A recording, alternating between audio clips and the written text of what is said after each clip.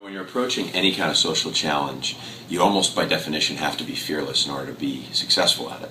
When you're attacking these kinds of big issues, you got to kind of blow up all the norms, because if the existing solutions were working, it wouldn't need to be attacking them in a new way. And so the whole notion of fearlessness is critical to the long-term success. When we started working at Malaria No More on looking at the challenge of ending malaria deaths in Africa, we had to really think very differently than what the traditional folks had been doing. And one example of that challenge was that they had focused only on children under 5 because those were the children that were dying from malaria. 90% of malaria deaths happen in young children under 5 years old. So a lot of the solutions were oriented towards those children that were under 5.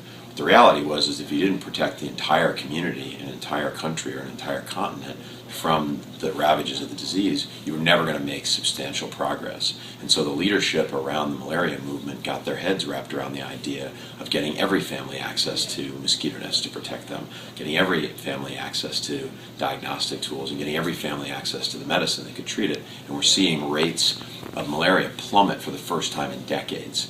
That's a great example of taking a very fearless approach to tackling a giant problem.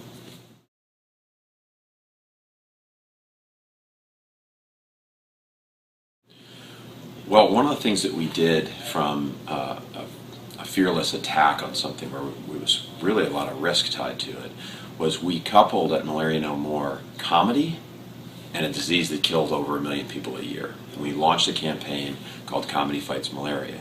We did an online component. We created a whole series of comedians that did short TV spots and PSAs that talked about, even told jokes about malaria, like, why did the mosquito cross the road to give a little African baby malaria? Not necessarily funny, certainly for African families that go through that, but it got people's attention. And what it did was it gave us the ability to talk about the issue in a context that Americans could understand and get their attention with. And then we created a huge event called Hollywood's Bite Back, where we raised over $500,000 in one evening, bringing comedians from all around LA into the Nokia Theater, again, to tell the story. It was incredibly successful as a campaign that raised awareness, and it used a little bit of irreverence to bring attention to an issue that malaria is never going to infect anybody in the United States for the most part, but we needed to get a way of getting their attention, and we had to be really bold and aggressive about doing it. Otherwise, if we weren't fearless, we'd still be talking about the same things that we've been talking about for years. So we took a very radically different approach.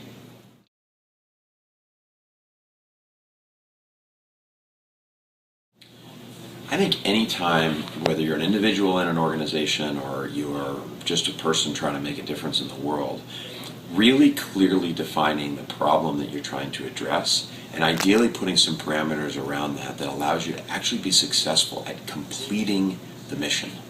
I often talk about how most nonprofits ought to figure out a way to put themselves out of business. That's a scary thought to have, but if you're really going to make change in the world, you got to be fearless about basically losing your job and deciding that the most important thing that you could be doing is actually to have it so that there isn't anybody having malaria anymore, or there isn't a need for projects to provide clean water because everybody has clean water already.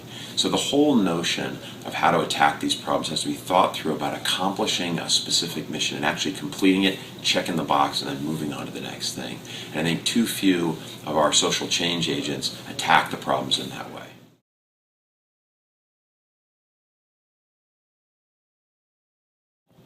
I think the thing that should be the bar that people set when they go to attack a social problem or a big change in the world is you're really out there advocating for somebody else, whether it's an individual person or a class of people or a family. What you should be inspired by is accomplishing something meaningful for our society, and it comes down to individual human beings having a better life as a result.